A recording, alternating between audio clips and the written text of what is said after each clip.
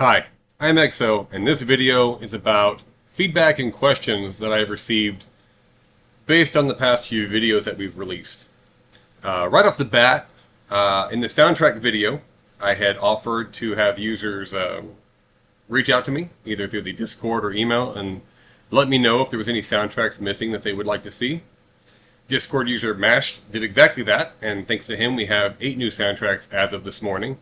Some of these include Diggers, Heretic and Hexen, Jazz Jackrabbit, the Holiday Hair version of it, Shadow Warrior, Raptor Call of the Shadows, Rise of the Triad. It might be 1 or 2 more. I know I got those in today. Also, when we were doing that video, I started up SimCity 2000 and it just wasn't right. I looked into it after the video and found out it was some Macintosh font, sound font.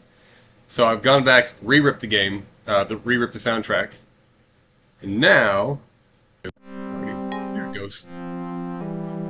We have what it sounded like originally, at least on the IBM PC. The construction would be this was the one I played last time. I mentioned it always played when there was drought or water issues in my city. I don't know if it was coded to do that, or if it was just coincidence. But yeah, if I hear this music, in my mind, people don't have running water right now, and there's a problem. Another video I did was on eXoDOS, the Doom Deep Dive collection. And I had a user reach out who was incredibly knowledgeable on this, as he had built something very similar to it for himself, using Windows ports. Now, thanks to him and his feedback, I was able to come in here, and if we start it up, ensure that some of the pickier WAD files are going to launch properly now. For example, if we get in here, in the top 100, Eternity, Return to Phobos, and Galaxia all required, well, Eternity and Return to Phobos required Doom 1.2. Return to Phobos required 1.9, so that one was okay. Eternity and Galaxia required 1.2, so they've been moved over to that. Apparently they would start without it, but certain things like you couldn't pick up a key card or an elevator wouldn't work. So getting those fixed, I would have known that without playing through the whole thing, which clearly I did not have time to play through 100 WADs when I built this. So I really appreciate his feedback on that.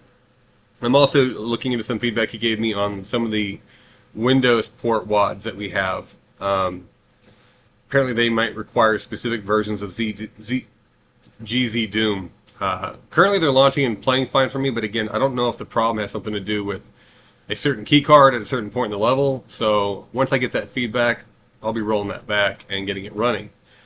Now, thanks to KairoSaber, a VIP member over on the Discord who has helped so much in sourcing files for the Win9X collection, we have a DOS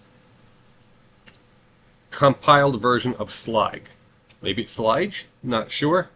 This is a really cool little program, a random WAD generator. And so if we run this here, it will tell you, hey, it's going to put it in this folder. It'll be called tmp.wad. If you love this level and you want to keep it, go grab it before you run it again, because it will get overwritten. Just created it. Now it's launching it. We're in Doom. We're going to go knee deep. Let's say hurt me plenty. And we are in a randomly generated level. Oh my goodness! Oh jeez! Run! No, it's not good. Oh jeez! This is not a good level for me. Yeah, keep going. Alright! Now what do I do? Just go up? Yep. Still alive. Now I'm invested. Oh jeez. Right. Oh! Who's that? Oh. Should have been watching my 6A. So this is completely random. Unless I were to copy this, it will be lost after. Oh wow! No, you're not coming up here quick. There. This is elf. Now what do we do? Is this it? Yeah. One more. Do it!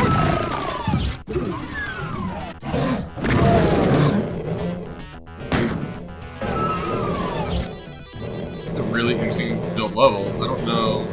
Down. You duck? You can't duck. Oh, you got it right here. Eat it. Health. Where's the health? Oh my goodness. I can see it. Health. I guess I'm not getting that health. Man, this game is addictive. Let's see if I can kill myself off pretty quick here. Oh, wow. There are a lot of them. I just noticed all the invisible pinkies down there. They're not happy. Let's go with the bang. Eat it. Eat it. Oh, open something up. Cortana, you are not needed right now. Oh, I was standing in lava.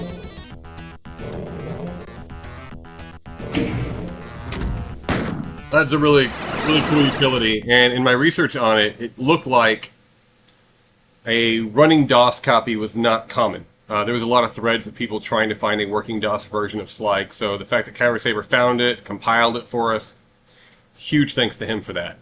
Now, I had a comment on the thread as well, saying that there was something, a demo. If we go to our bonus watch here, it was the Ace Engine demo. I was really blown away by this thing. I'm so glad it got brought up. Here we go.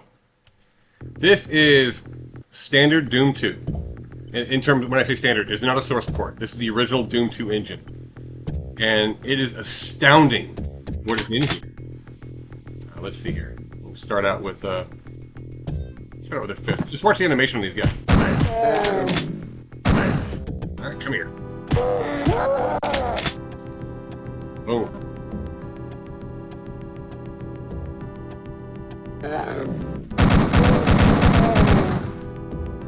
This is the standard Doom 2 level. Let's go over to the level that was built for this, which is Ace Engine Demo. You can be a chicken, apparently. But we're going to go as a Marine, and this is such an impressive level to me. Oh, we don't want to go that way yet. Let's go get a gun for us. Let's get it. Thank you. I have not figured everything out here yet. Looks like there's like maybe grenades and mines. So those of you who... Whoa! Someone saw me. Hey, fuck. Oh, that's right. You have to aim with it. Is it the mouse look? There it is. Yeah, punk. So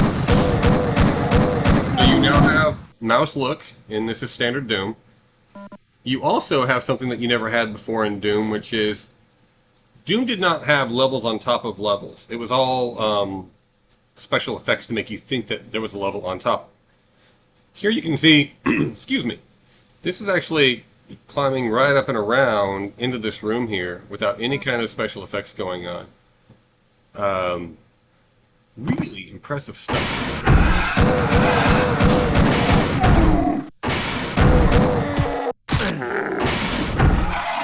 Oh! That guy's crispy. Oh, he's hard. Ah, eat it. Come on, eat it. Hey! Not loud. Ah, there we go. Really cool demo. So glad we have that in the pack too. Apart from video feedback, I've gotten a lot of questions asking how large is eXoDOS version 6. Now, if you have the media pack, which is clocking in about right now at 170 gigabytes compressed. No, I'm sorry, it's 140 compressed, 175 uncompressed. Unfortunately, PDFs, which is the majority of it, do not compress very well. They're already compressed. The way we create the PDF. The pack itself is sitting around 620, 630 gigabytes right now. Now, it'll be smaller than that when I put it up for distribution because I have all the front end stuff's unpacked. And it's zipped up. So it's kind of in there twice, the zip version and the uncompressed version.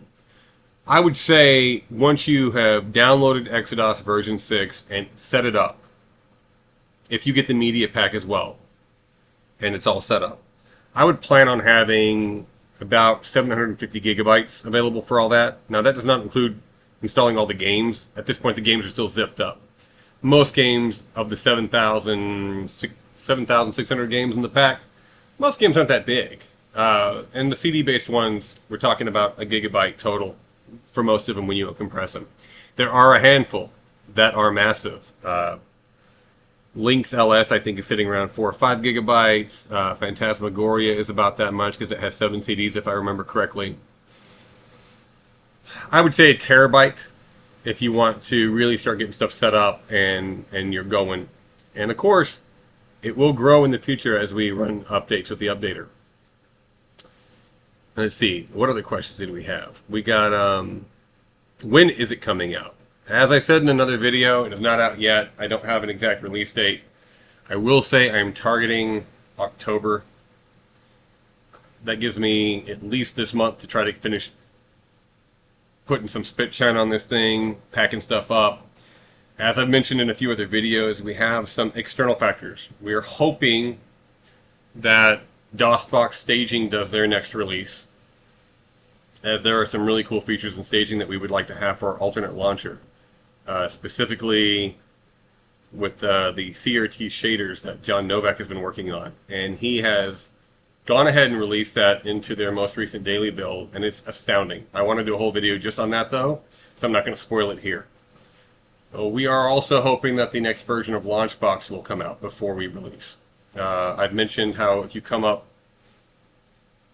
like if we go to magazines and we click on the filter, we have subgenres now. So the genre is magazine, but the subgenre is the name of the magazine.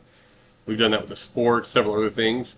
It works in the filter, but that's the only place it currently does that. As of the beta that came out for Launchbox last week, it will now work in every menu. So that's, considering we've built our metadata around that, we'd really like to have that in the full release when we push it out. Now, none of these are make or break deals. If staging isn't quite ready yet, or Launchbox is not released yet, the updater will allow me to push these updates out after the version 6 release. But I never know how many people are going to use the updater. Some people may not know it's there, may never click on it. So putting out the best functional pack up front would be ideal. I appreciate all the feedback I've been getting. I hope this video shows you that it makes a difference. Because of these videos, we now have more soundtracks than we had before. We've done some other cool stuff, like for example, I haven't put out the magazine video yet, but at the time I did put it out, we now have about 100 more magazines than we did, and I just recorded this a week and a half ago. Also, as of a week and a half ago, every magazine had a cover image. Well, now, last Wednesday, I went through and added the back of every magazine. What's cool about this is I was pointed to a thread on the Launchbox forums where someone has made 3D magazine covers of every magazine by feeding it the front, the back, and a spine. Now, we don't have all the spine scan, but it wouldn't be too difficult to use an automated process to create spines for each magazine that have the issue number, the year, the name of the magazine automatically for each one, which could be pretty cool effect to have. Let's see, there was another thought I had here. We also, I did a new features video recently, and I totally forgot to cover the fact that it used to be on games that did not have a scanned front cover, it said there was just no image. You can see now that every game has an image associated for the front cover. Now what I did here was I took the title screen of a game. So for example, Prince of Persia 4D. This is not the Prince of Persia that was released. Here, let's clarify this real quick. Prince of Persia. So here is Prince of Persia that was released in a box that you could buy from the store. That's a scan of the box. Really unique shape. And then of course Prince of Persia 2. 4D Prince of Persia is a edited version of Prince of Persia that made the entire thing harder. The levels have been rearranged. It's a difficult game.